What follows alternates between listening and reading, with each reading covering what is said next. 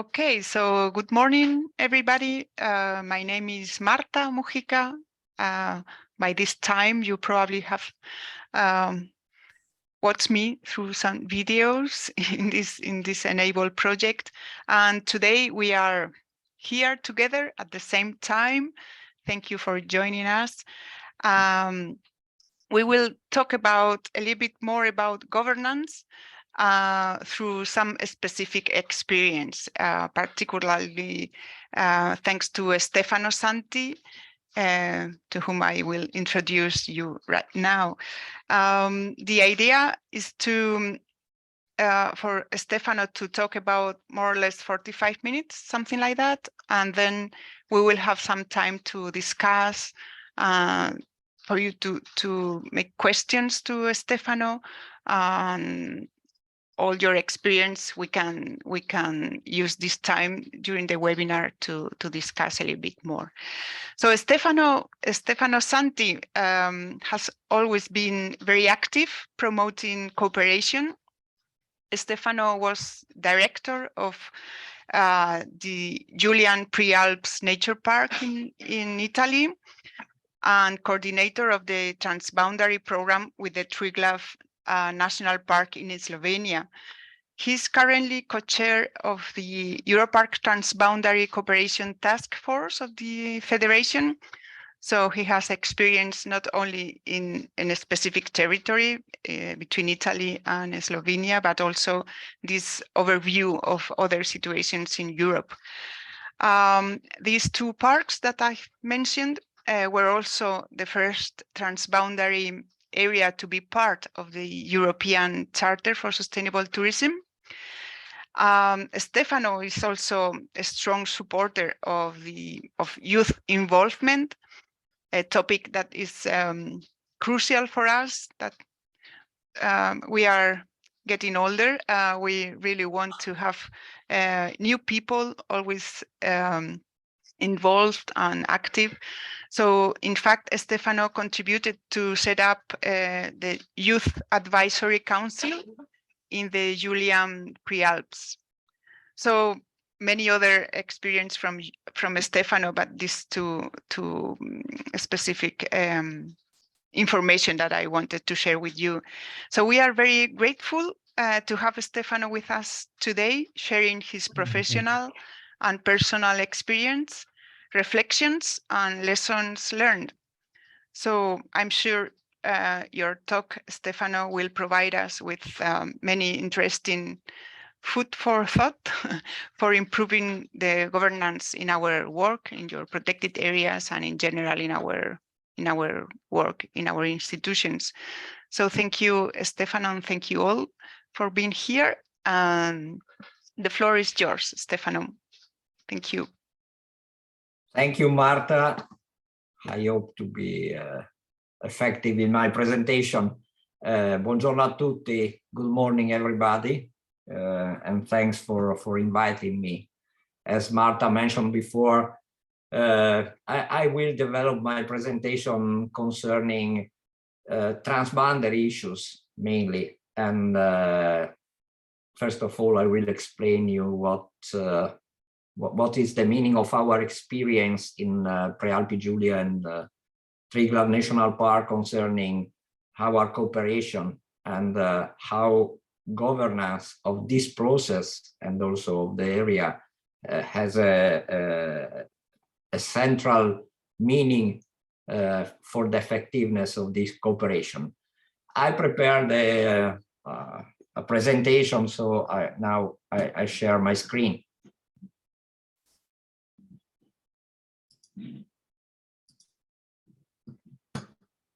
Hope you see it. Yes, perfect, Stefano. I can close this. Yes. Okay, so this is how we developed our experience and what are the topics that are more related with governance of the experience and of the area. So let's try before to understand where we are in Europe. You can see there is this red dot around the number 10. So we are on the border of Italy with Slovenia, northeastern part of Italy and western part of Slovenia. And we can say that this is a mountain area connecting the mountains of the Julian Alps on both sides. Here you can have a general overview also of the other transboundary areas, transboundary park areas that are certified by Europark in the frame of this transboundary parks program. And this is a view more closer. You can see that we have on the left side of your screen Italy, on the right side you have Slovenia, and the two areas that began to cooperate are the Triglav National Park in Slovenia, that is a national park, as the name itself says, and on the left side there is this small regional park, Julian Prealps Park.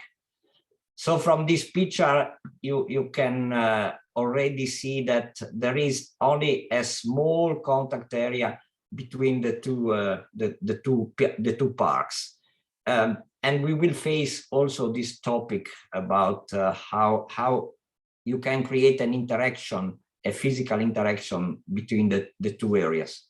We have to say that the national park in Slovenia is has a very long tradition as a national park, because it was national park also in the times of former Yugoslavia. And as you can see, it's really a huge part of the country.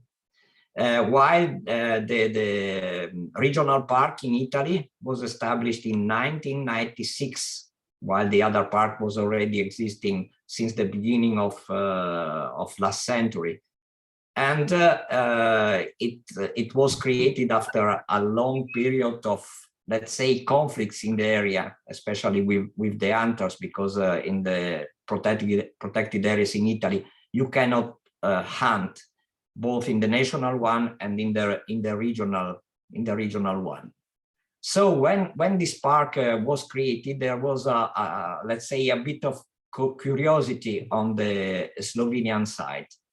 The border is not a flat area. This is the border. So you can understand that communities on both sides are not exactly sharing day-by-day life, but contacts during the centuries were always active. And on the Italian side, there is the communities living in the area. Part of them are part of the Slovenian minority. So there is also an historical, a cultural connection between the two areas. This also highlights why the Slovenians are so interested in what was happening on the other side of the border. So at the beginning, some people felt the need to create a link between the two areas. It's clear you have a protected areas on one side, another protected area on the other side. So why not trying to understand what kind of linkages, what kind of cooperation you can develop, and especially to know each other, how one park was working, what they were doing, which were their goals, their proposals, and so on, and to see what was going on the other side of the border. This at the beginning meant an exchange, but not so frequent, an exchange of visits, an exchange of ideas, but the situation was not so, was not very linked. At the beginning of the 90s, the Italian part decided to reintroduce the alpine ibex in the park. And of course, being a border area, the ibexes didn't stop on the Italian side, but they crossed the border. This created a situation that can put in danger the results of the reintroduction project, because while in Italy, hunting of the ibex inside the parks or outside the parks is totally forbidden, in Slovenia, you can hunt the ibex. So the reintroduced ibexes on the Italian side that cross the border run really the real risk to be hunted on the Slovenian side. This meant that some technicians of the Italian side decided to go and visit the park rangers on the Slovenian side and also the hunters on the Slovenian side, trying to explain the meaning of the project and trying to have an agreement that can help the ibexes to survive also in Slovenia. At the beginning, it was only a talk. After that, there was the possibility to write an agreement together, the two parks and the Slovenian hunters. And this was the first official act of cooperation between the two areas. It was promoted by the rangers and by the wildlife experts, but it was signed by the two park management authorities. So a first, let's say, a first form of governance of a small part of the wildlife of the area. And the most important thing, it was this, the creation of this direct linkage between park and hunters on the two sides. After that, that was, let's say, the first knife inside the butter to help cooperation. After that, there was the possibility to develop other relationships. And soon it was possible to sign another agreement to develop an Interreg project. I think you know what Interreg projects are. They are cooperation programs promoted by the European Union in the areas that has a border. So this was an Interreg Italy-Slovenia. And the successful agreement concerning the ibex helped to promote and to increase mutual understanding between the two parts involved. And so there was the possibility, with the support of the Triglav National Park, to build the new visitor center and info center of the and offices, of course, of the Julian Prealps Nature Park. And this, of course, helped more and more and supported the cooperation. Sorry. Soon after that, there was the first effort to try to have a common, real common management of the transboundary area.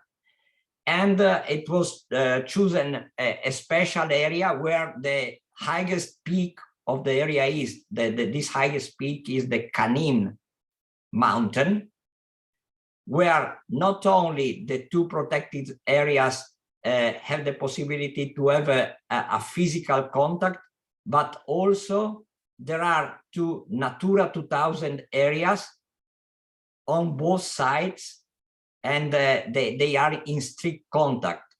So there was a study to evaluate together the situation of the habitats on both sides and to elaborate proposals to to manage this habitat and to manage wildlife in the area. At the end of this project, there was the possibility to prepare and to propose common rules and common directives to manage this area. But as we will see at the end, it was only a study, only as a research, with no direct effects on the ground. After that, we developed a lot of common activities together concerning environmental education, like exchanging schools, visiting the two parks on both sides. Every year, since that time until now, we prepare a common events calendar where we promote each other. We organize common events where we present on both sides the main features and the main characteristics of the two parks. We prepare common leaflets, common brochures, common papers to present in a common way the areas. And of course, also on the ground, we have joint monitoring, especially of chamois and alpine ibex, but also joint monitoring of, let's say, some endemical floristic species. One of the things we tried to do from the beginning to support our cooperation was to put in contact the staffs of the two parks and to visit each other to increase the knowledge of the areas and to increase the knowledge of the people working in the area. So we have every year this visit. So as you can see, at the beginning, it was just an exchange of technicians and technical information. After that, a first official agreement, and people working the two parks, visiting and knowing each other. We have, and this is one of the problems of this kind of cooperation, a language barrier, because in Italy, just a few people speak Slovenian, while in Slovenia there is some more people speaking Italian. So our common language is usually English. This happens quite often in all transboundary areas in Europe. It depends. We have some situations like between Germany and the Netherlands where they exchange in German or sometimes in Dutch, but mainly the relationships are in English. So this can be a problem.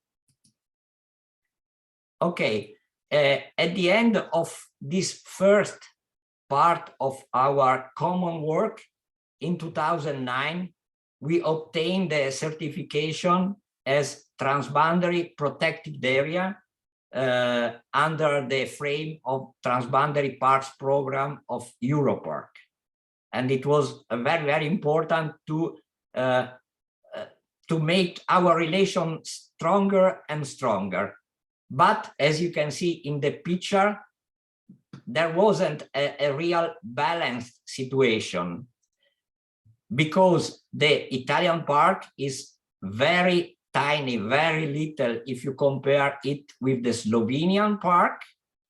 And we, to obtain this certification, we needed to include in the cooperation all the man and biosphere program reserve in Slovenia.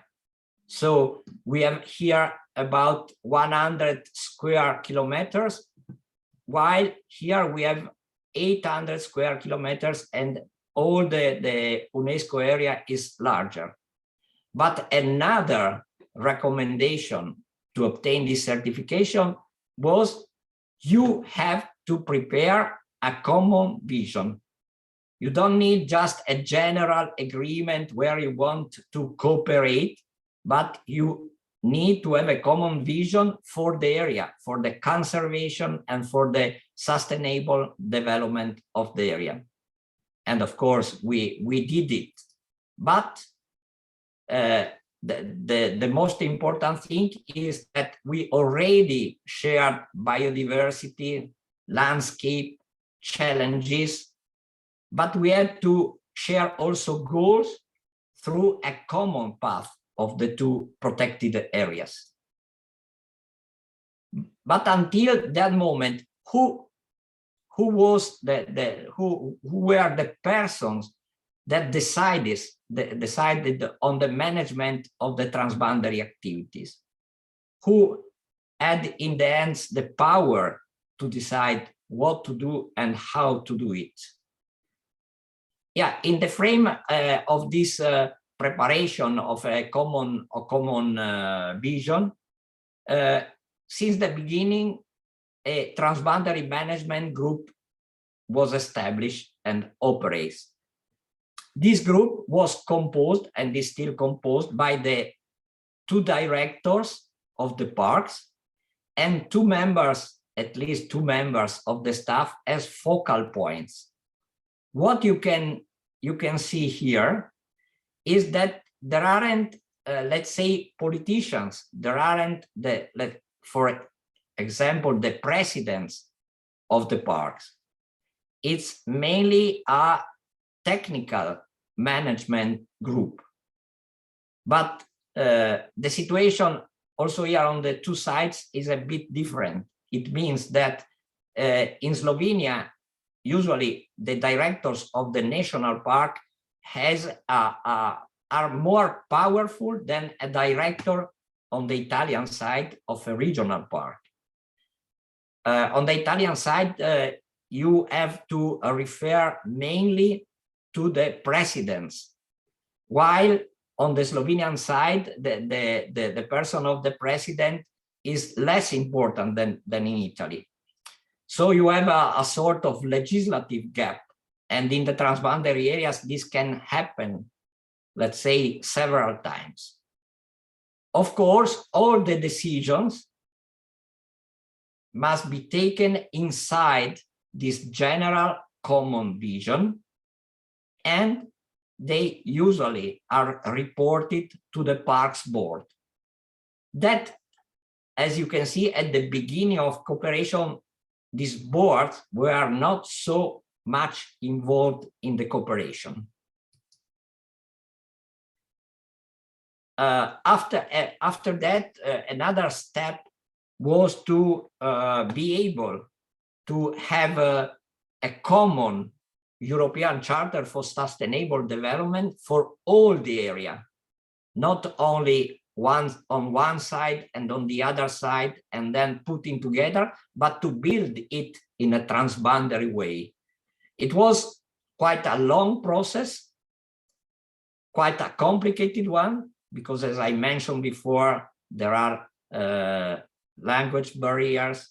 We have to involve not only the boards, not only people working in the parks, but also a lot of other stakeholders, like nature guides, local tourism activities, restaurants, farmers, and so on.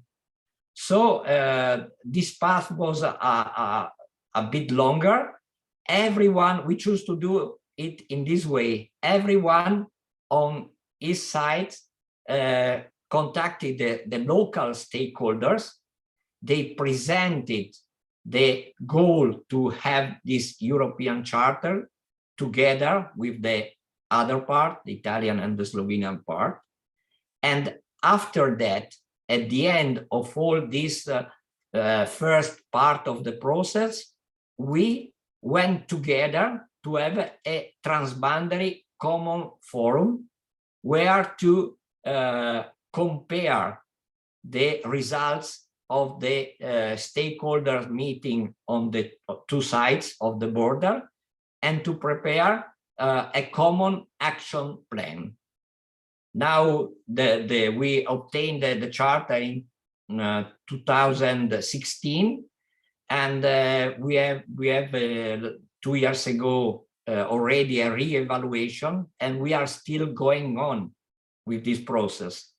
This process is mainly a bottom-up process. Of course, the idea of the applying for the charter came out from the technical bodies of the parks. There was a general approval inside the general vision and common vision by the 2 boards. But the most important thing was the involvement of local people, local enterprises, association, and so on. In the meantime, we were developing a lot of different Interreg projects in the frame of Interreg Italy, Slovenia, or Alpine Space, or Adrian, and so on. Mainly, these projects were written to enforce the knowledge of the biodiversity of the area and the need to protect it in a proper way, especially in this time of quick climate changes. So you can see we work on different levels, on the level of sustainable development, on the level of conservation of biodiversity, on the level of knowing each other, creating stronger linkages between the people working in the 2 parks.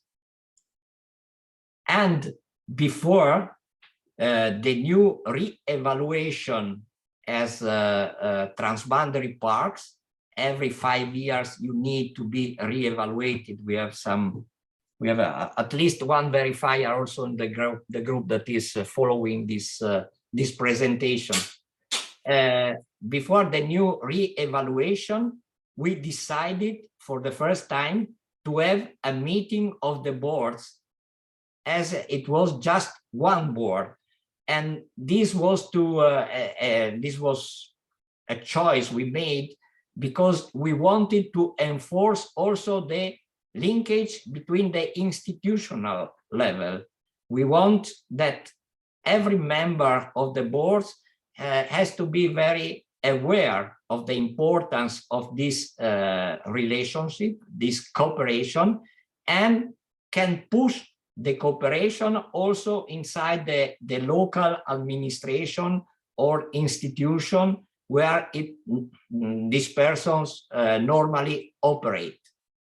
And so we decided to have this common board. This was in Trenta, in Slovenia, where for the first time there was this kind of meeting, but also we signed a new agreement to enforce our cooperation and to foresee the new choices we were trying to have, because something new was happening. And the new was that like in Slovenia, where it already existed an man and biosphere reserve, a very big one, as you remember from the map I showed you before. Also in Italy, the park promoted the establishment of a new biosphere reserve with the same name of the Slovenian one. The Slovenian biosphere reserve name is Julijske Alpe, Julian Alps. And after another long process, at the end, the UNESCO decided to establish this new biosphere reserve, Italian Julian Alps. This choice was also made because we want to rebalance the areas. Because if you remember, at the beginning, we had a very little regional park on the Italian side, a very large area on the Slovenian side. Now, with the creation of this new biosphere reserve, the 2 areas are balanced in if you consider the surface, the total area. This is an overview of all the area. So it's a really huge part of Northeast Italy and northwest of Slovenia. And the next step will be the creation of a new transboundary biosphere reserve with just one name, Julian Alps. At the moment, the situation is, the process is ongoing, involving all the different levels you can involve. So from the institutional one, down to the cooperation of local tourist organization and everything you can imagine in the middle. I will tell you something more about also the problems that this kind of process can have during its developing. Okay, so now it's clear from all the experience we developed with this cooperation that there are some extraordinary opportunities to cooperate in a transboundary way.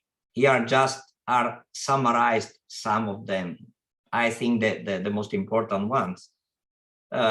First one is to push people to meet and to overcome all the possibilities of still existing prejudice about the difference you have on one side and on the other side.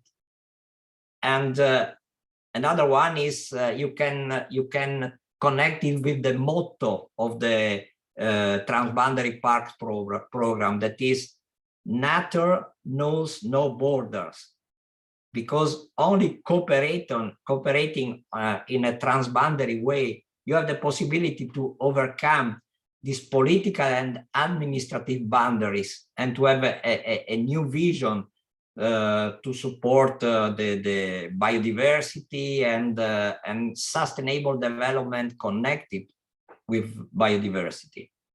Of course, you have more visibility, both local and international visibility. And through this, you have the possibility to lobby to influence plans and programs that concern this transboundary area, and also to stop some strange ideas of development that can take their place inside these areas. So you are stronger under the political point of view. You are a part of a net, a European net, where you can exchange ideas, proposals, possibility to solve problems in different parts of Europe that can help you in the day-by-day management. And it's not the last thing, you have a sort of competitive advantage also in researching and in obtaining money, especially through European projects, but not also. I want also to highlight that the base of all this work is mainly friendship. And so the work you make with the staff, putting together people, is a crucial one. But of course, there are also some weaknesses in the area.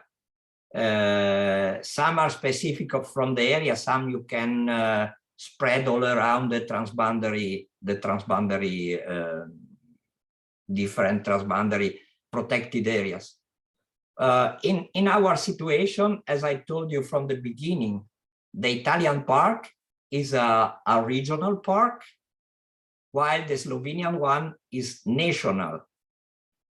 When you need to have formal agreements, you need to involve also in Italy the national level. And it's not always so simple, because we are an autonomous region.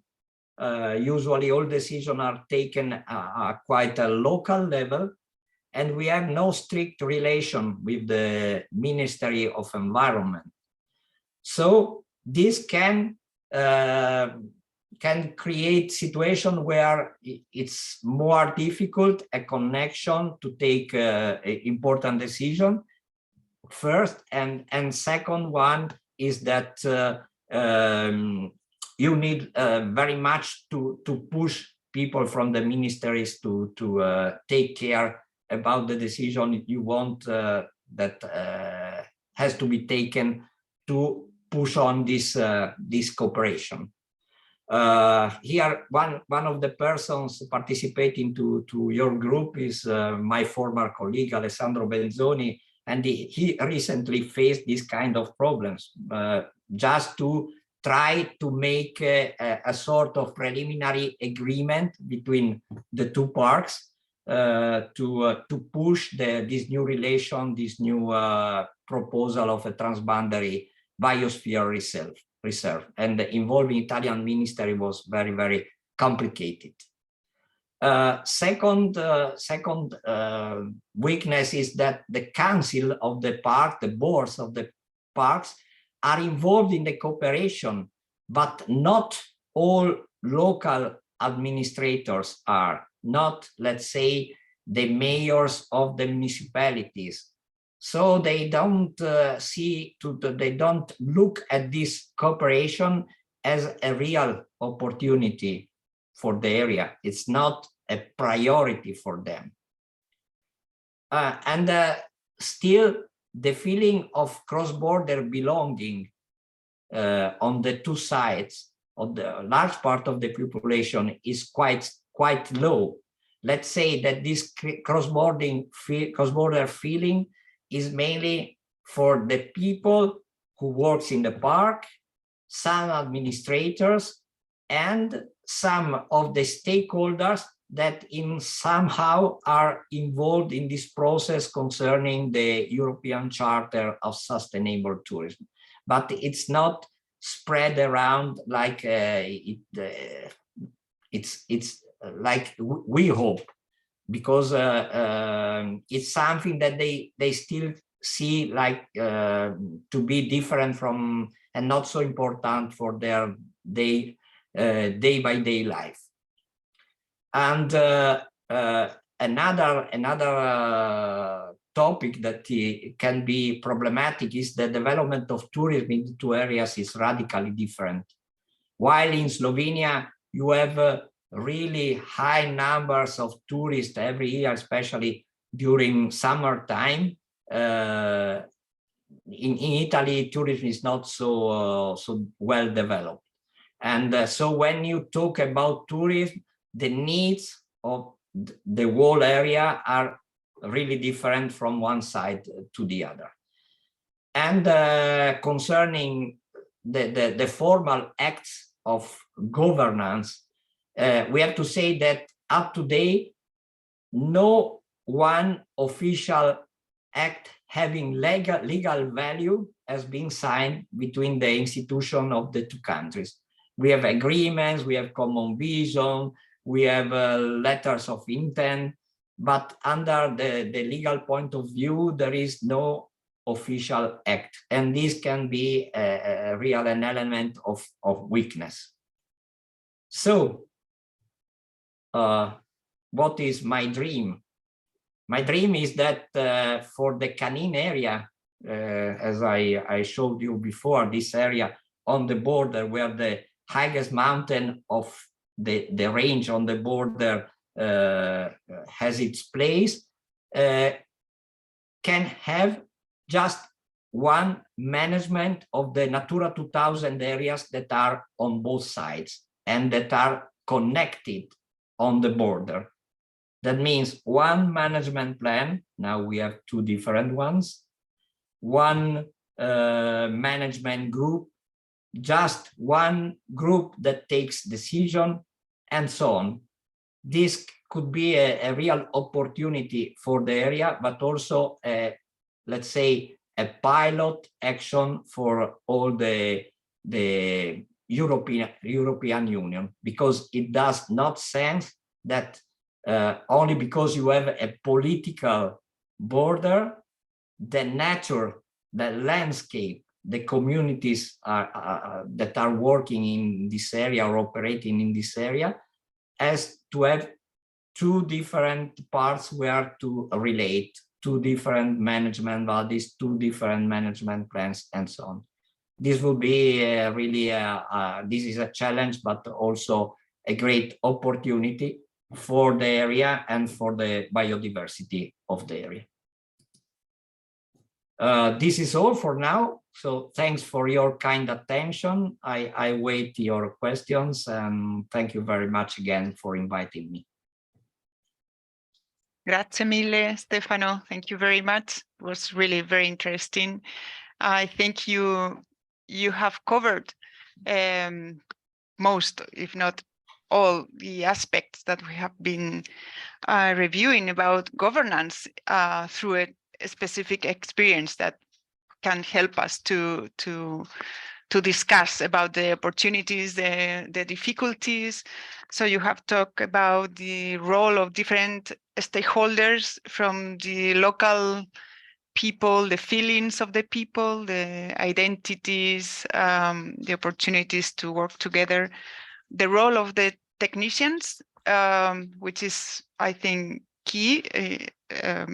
You have shown how it is working. You have summarized the role of the institutional representatives, also the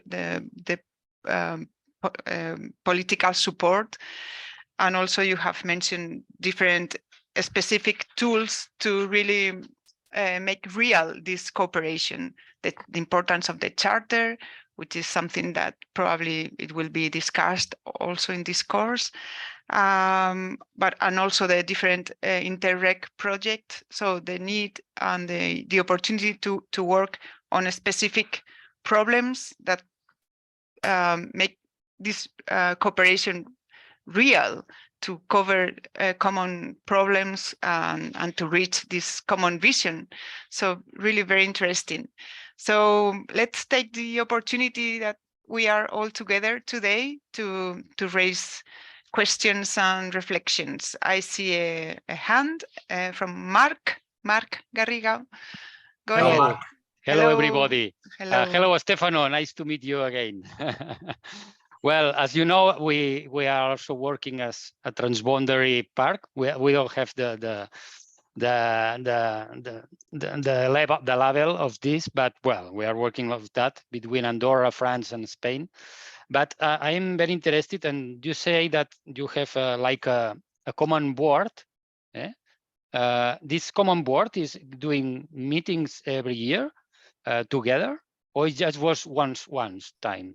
And if this common board has, you have planned to have like a president that represents this common board, and a rotation between this like I mean, one year can be one president, and the other year clear. can. Yeah, your question is very clear, Mark.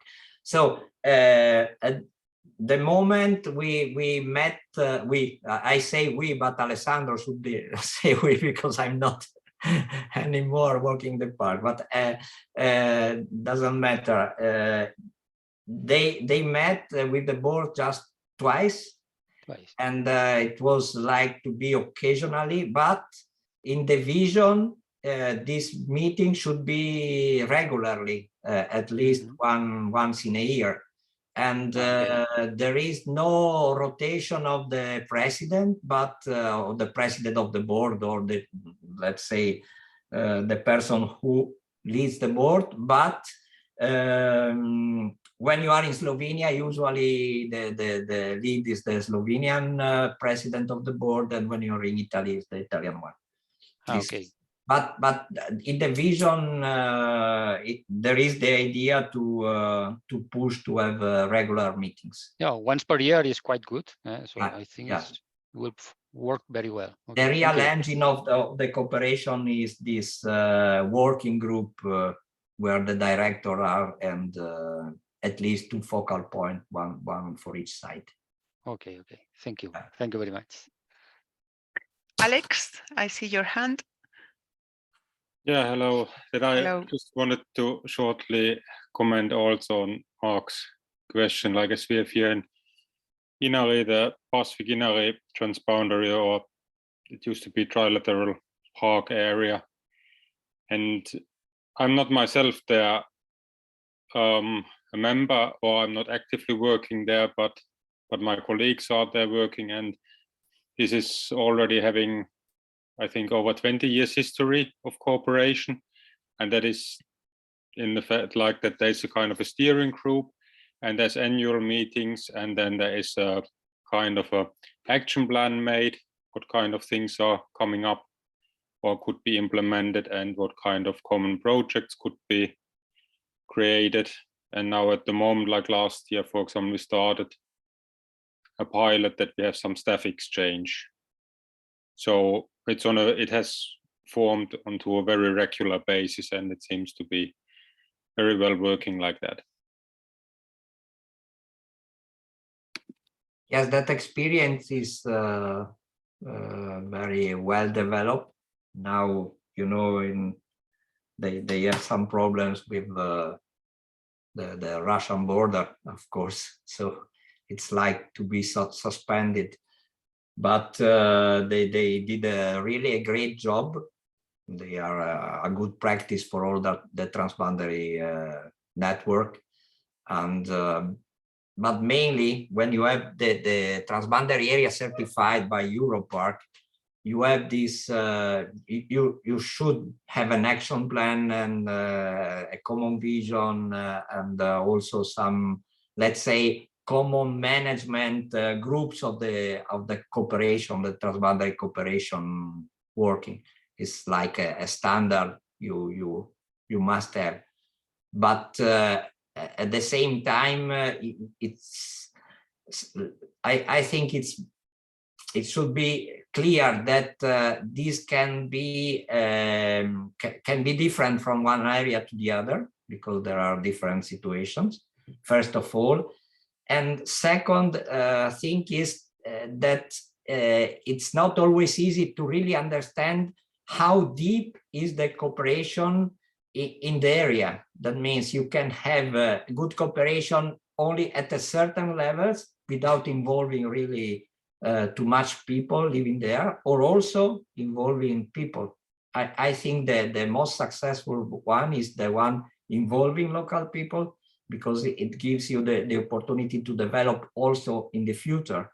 Also, if, let's say, people who pushed for the beginning of the cooperation is no more working in the area, this can give the opportunity to have future and longer cooperation. Yeah. Jaisa? Yeah, hello everybody. Thank you, Stefano. I was just, well, in the place where I'm working, we don't have a transboundary park, but I was finding a lot of similarities with the case of having several legal frameworks at the same time, at the same place, no? And I wanted to ask you about the common management plan, because this is something that I find very interesting and that it's a need in a lot of places. And I wanted to ask you if you have done any step on this direction, if you have found any way of working towards that common management plan, or if you can give us some insights or something like this. Thank you. Yeah. Okay, in our area, we have no a common management plan. It would be nice to have it, but we haven't. In some areas, they try to put together the management plans in the two border situations, but usually it's the sum of the two plans. It's not just one common management plan, because concerning the parks, usually you have to face also different legislative frameworks. And so you have to adapt this management plan to your national legislative framework. And so they cannot be totally overlapping. They cannot be a real, just one common management plan. But I think we are working, and a lot of people is working a lot on it. And also Stefania Petrosillo, who is in charge for Europark about the transboundary topic, is trying to push with some European institution to have some finance some actions plan to pilot actions to finance common management plans. There is I don't know if you heard about it, that the European Union is supporting transboundary areas where you have legislative differences, trying to overcome these differences with a program whose name is B Solution. And if there is really the will to overcome these obstacles that can, for instance, limitate you in having just one common management plan, you can apply for these B solutions, and they will give you legal assistance, like lawyers that come to visit your area and try to see if there is a local problem, a national problem, a European problem, and give you the ideas how to overcome these problems, if it's possible, because sometimes you need some legislative changes also at the European level. So they just say, this is the problem that the politician should solve, but at the moment there is no possibility to solve it. Just an example that is not exactly concerning with management plans, but with the example I talked to you before about alpine ibex. The different legislation in Italy and in Slovenia created this possibility to hunt the, let's say, Italian ibexes that cross the border. But recently, Slovenian approved, I think it's a law, where they decided as well that also the ibex is not an allochthon species. So it can be considered a local species, and this permitted them to not to stop hunting, but to limit hunting, especially in the border area. So with the pushing of our projects, there was approved this legislative change, and this I think is also a good thing. Because if you have the possibility to act in the same way on the same sides of the border, you solve a lot of problems.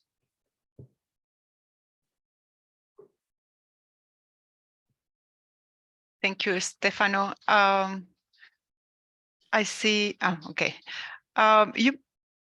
While there is no other question at the moment, I would like to ask you, you mentioned already the different legal frameworks and also the different figures for the protected areas in each country, in this case, a regional park, a national park, and the role of biosphere reserve.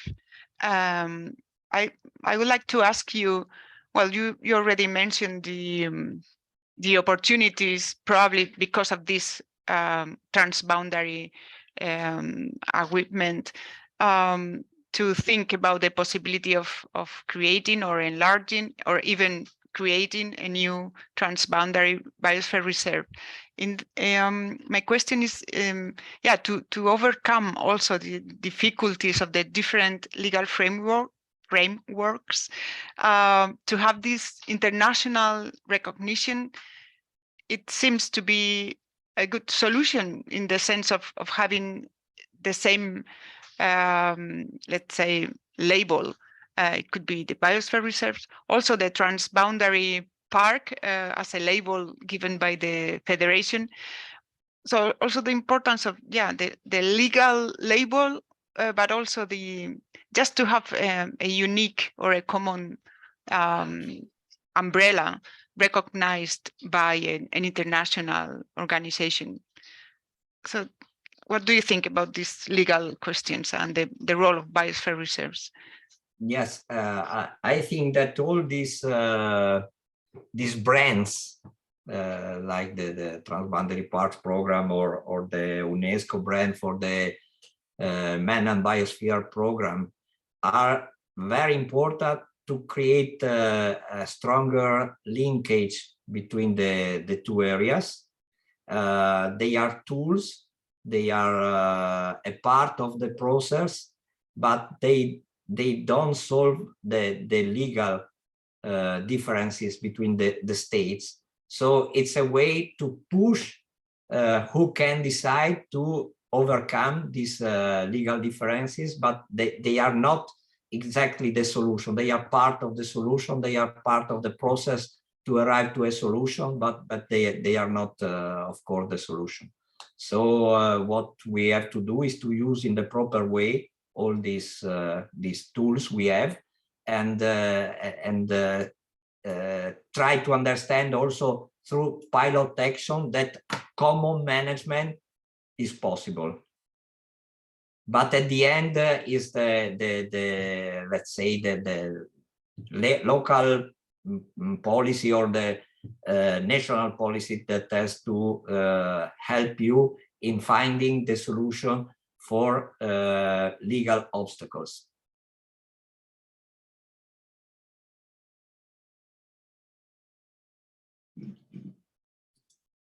Yeah, thank you, Stefano. And bye, Subi. I see your question in the chat. Your bye-bye.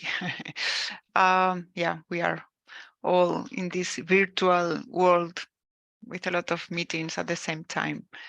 I can't see any other question. I am interested in knowing how much of the participants are in border areas, are working in border areas. Because I think, yeah, I know Mark and Roland and Alessandro, but the others I don't know.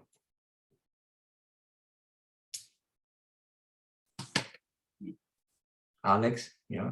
Yeah, well, I'm here living in and working in border area, but I said I'm occasionally only involved myself in the transboundary works. We actually now, my colleagues are now creating some project, and we're trying to get more cooperation with Norway and Sweden also there in different areas.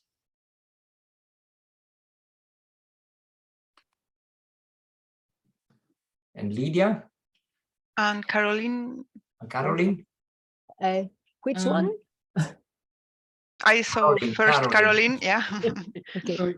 I'm based in Belgium, so I think there's two kinds of cross-border corporations I'm involved in. First of all, there's this forest outside of Brussels, which is a part in Wallonia, Flanders, and Brussels. So that's also a transboundary cooperation, but in the same country. That's first, and then second one, I'm also coordinating this UNESCO Beach World Heritage Site, which is 94 component parts in 18 different European countries. So a lot of what you said is very similar to what the reality that we are working in. This is really a huge project, this one about the beach forest, UNESCO information. Yeah, just to add, and I completely agree with your sentence that it's all about being friends. It's, when you have good relationships, then everything's possible. Yes, this is very important and crucial, but the risk is that when no more friends are working in the park, the linkage becomes weaker. So we should also teach friendship to the people who will come to work. Lydia, is it? Lydia? Yes. Okay, thank you. Our national park is just in the border with the North Macedonia. So we share the same river. It's Axios or Vardar, as they say in North Macedonia. So it's not so easy, you see, because in our area we have a national park, not to the border, but still we have a Natura side, But in the North Macedonia, there is no protected area in the border. And also there are many dams on the river. And it's not so nice, the cooperation, let's say. We tried many interacts, but there is not such a thing as collaborating for, let's say, water management. It's not so easy, you understand? The river is not the same, because in Greece we have a very good demonstration of a transboundary park. It's Prespa, Prespa Park. It's a trilateral. It's three, Albania and North Macedonia and also Greece. And this is, I think it's emblematic transboundary park, because they also have 10 years now, we have signed an agreement, an international agreement with the EU and the ministers of environment. So you understand it's very official. And they also have a committee for it's this tool of governance to have the, the water management of the lake. So maybe your most crucial weakness of your transboundary park is the issue about the regional and the national park that you say. If it was national in Italy, maybe it would be even more strong and better, because you had to, the federal government will have to cooperate. But now you have this situation. So different issues every time, you see. For us, the river is not easy, but for Prespa, the lake was a very good issue to cooperate. So I don't know. Yes, Lydia, we are very interested in developing and in getting transboundary parks in our network, in Europark, I mean, from the Balkans, because at the moment we haven't anyone. So, okay. If you have any good contact, please. Yes, let us Prespa, know. maybe you mean. Know. Yeah, Prespa is, I think it's the first in the Balkans. And then it was the Orchid, the other lake, which was Albania, and but Prespa, yes, why not? They are famous anyway. It's a very nice park. You are from Greece, are you? So, yes. Greece, okay. And Susan? Susan, yeah. Yeah, hello. Hello. I'm Susan, and for me, Alex told that I do work in a transboundary park, but I do usually solve some challenges with interact projects with partners from the neighbor regions like Hungary or Czech Republic, Slovakia. Susan, let me interrupt you. Yes. Maybe if you can switch off the camera, we can get your voice a little bit better. Okay. Let's try now. It's better now? Let's try, I think so. Is it better? Is it better? Yes, much better. Go ahead. Okay, thanks. So as Alex said, I'm not working in a transboundary park, but as we are on the east of Austria in Vienna, we have the chance to interact projects, and this is a great chance to solve problems that afford some like soft governance tools, like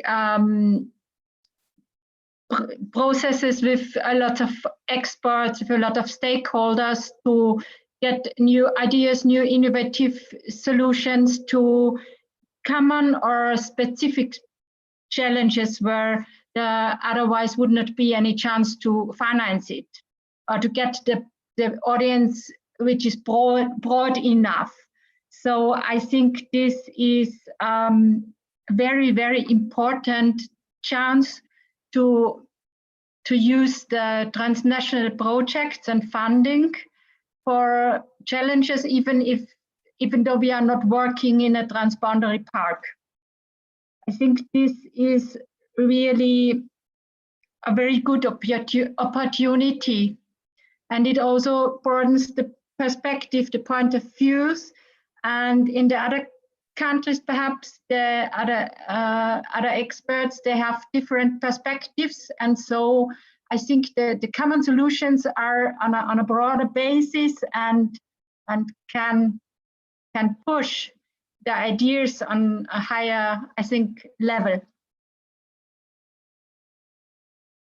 Thank you, Susan.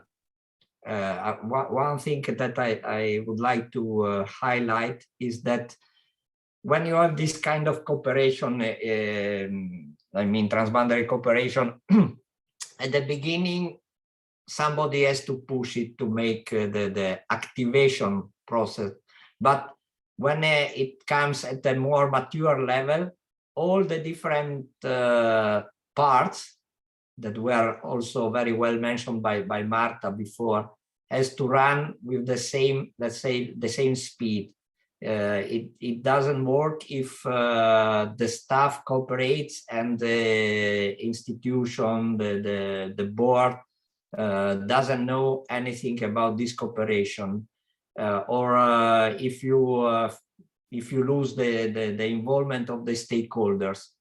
Should be really to go on with the cooperation, not just for an occasional event. You need that all different parts involved go on with the same speed, and they know each other. Well, what's happening? They inform each other. Is it okay if I mention something additionally? Sure, go ahead. So, but what I could recommend is to include some external moderation, because I think then it provides you, even if you started to project or started to implement the project or had the project idea, it gives you the chance to work on the same eye level. And you can, because I think you can't on the one side do the moderation and work within the project. I think it also gives the other stakeholders the chance to feel equal. Yes, for instance, this is what's happening now for the transboundary, for the creation of the transboundary biosphere with external experts moderation. Yes, it relates with the importance of we have to invest in people, right? People working on the process to guarantee the continuity, also the professionality and the equity, and to have this impartial view. I would like to ask you, Stefano, or your colleague here, if you can roughly give us an idea of how many people, how much time do you need to invest in both sides, in your experience? Because, yeah, I know, for instance, Mark Garriga is also putting in the chat about this process that he's pushing to work with Andorra and France. I know in his park there are not many people, the staff is not that big. So at the end, it's a question also of a lot of time, investing time and effort. So just to talk a little bit about this. Yeah, I am talking about let's say the relationship in the frame of Europark Transboundary Parks program. And we needed from 4 to 6 people, but of course not working just on it. So let's say I think you need at least 1.5 people working all year long on the topic. But Alessandro knows better about now this new transboundary biosphere reserve creation. Stefano, yes, sorry. You can talk a bit more about this transboundary meeting that you are doing every year of all the transboundary parks. Well, after yes, yeah, of course. After Alessandro's Alessandro, yes, answer. Sorry. Alessandro? Yes, about the transboundary team, I can say that it's like a daily work. Now, from my side, from the Prealpi Giulia park, regional park side, we are in 2 persons, 2 or 3 persons that are working on it. There is a focal point. In this moment, I am the focal point, and I can say that, as I already said, it's a daily work. I can talk with my Slovenian colleague like every day, but now it's a special moment because we are building this, we are working on this project about the transboundary biosphere reserve. So we are very, very strictly in contact between us. It's not a rule, there is not a rule, we can say. It's not planned, but it's normal to work together. We can talk together every day. It's difficult to say how much time. I can only say it's a lot of time, for sure. But it's a pleasure. It's different. It's a different work. It's not a normal work as you can do day by day in your park. I have a lot of administrative issues to follow as normal work. This is something like different. It's a pleasure to work together with other colleagues. And okay, I can only say that it's a day-by-day work. There is a lot of time, and this is for sure also for the other side, because my colleague Moitza, there is a lot of people that knows her, and Marco Preten are, there is one focal point, and the other is a colleague, a Slovenian colleague from the other side. Also, they are working every day with me. We are organizing the activities together, but now is this year it started the new program for the European funds. So we are searching to building also some Interreg project together. So we have a lot of tasks, we have a lot of users we are following together. And so it's difficult to say how much, but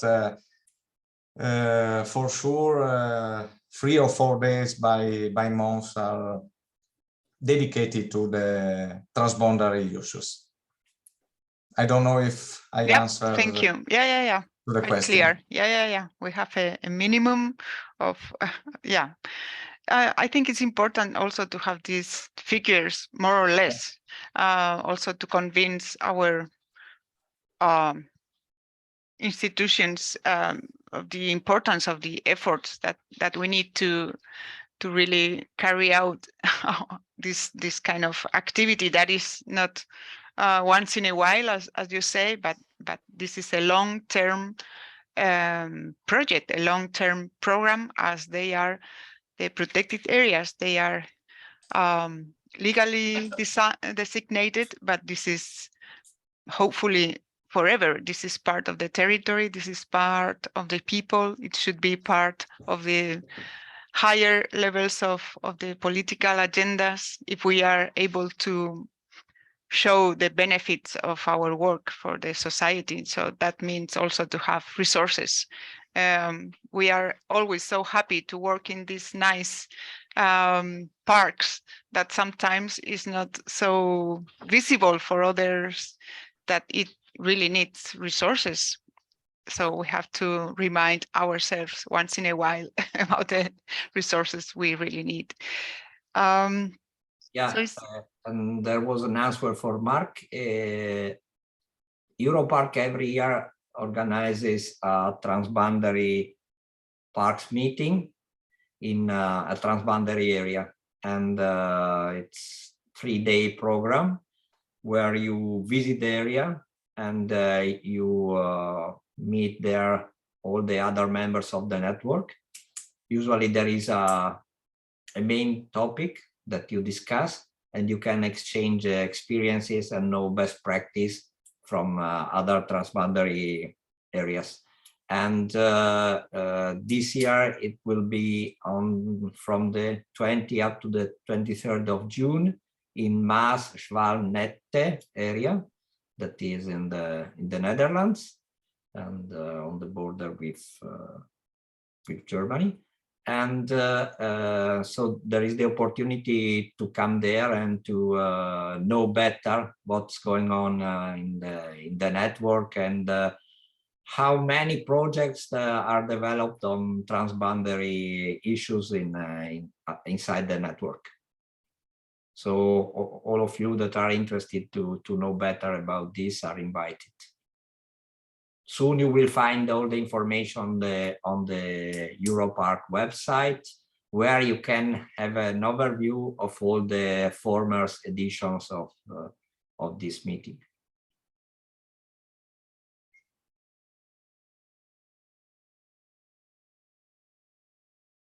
Okay, I don't know if there is any other burning question. Roland,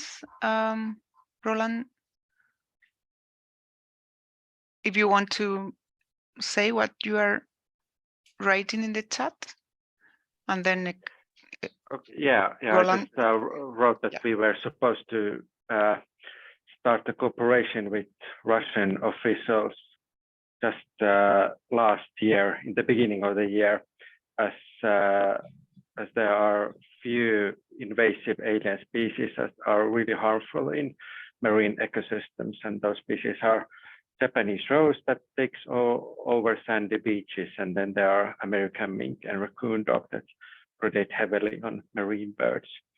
And Metsähallitus has eradicated all these species in the Finnish coastline effectively these past years, but we are guessing that the Russians haven't started to eradicate these alien species, but they are still like spreading from the eastward. And there is a national park called Eastern Finnish Gulf National Park bordering Rutka, and then on the other side there is Russian it's the nature park, yeah, that was founded just a couple of years ago, and we then thought that now it would be a good place to start a cooperation, as there are like protected areas in both sides of the border. But yeah, for now, I don't know for how many years it takes before we can start this cooperation. Yeah. And of course, as we have done quite many years of this eradication work and tested several methods, we could have like not train the Russians to do the same work on the Russian side. This is another awful side effect of this terrible war.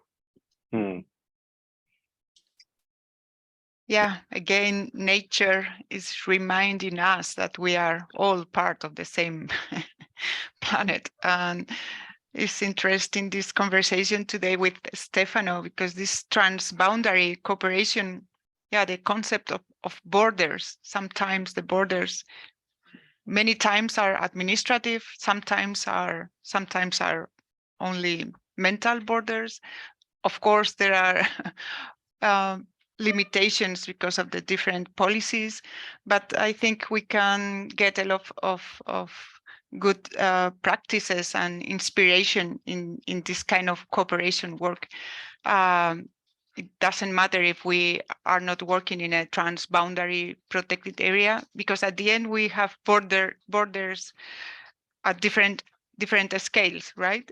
With different policies, with different stakeholders, different administrative at different scales. So the question here is how to build common understanding, how to build consensus, trust, friendship, if possible, if not, at least trust and common interest in working together in the long term, right? So I think this cooperation, this transboundary is really very inspiring. Stefano, I don't know if you want to make any comment or other participants. Yeah, I don't know if any participant has any other question or consideration. For me, it was really a pleasure to be here with you. I hope you were interested by the things I told you. as Marta mentioned before, borders are everywhere, not only on the limit of the states, also sometimes in our minds. Yeah. These maybe are the most difficult to overcome. So yeah, right. Mm-hmm. I wish you to go on with this activity and inside the Enable project, and I hope to see a lot of you to next transboundary parks meeting in the Netherlands also. Thank you very much. Grazie mille, Stefano. Thank you very much. And well, I hope that you have enjoyed this webinar, I'm sure, and also this this week and the next week, and of course the next weeks in this project.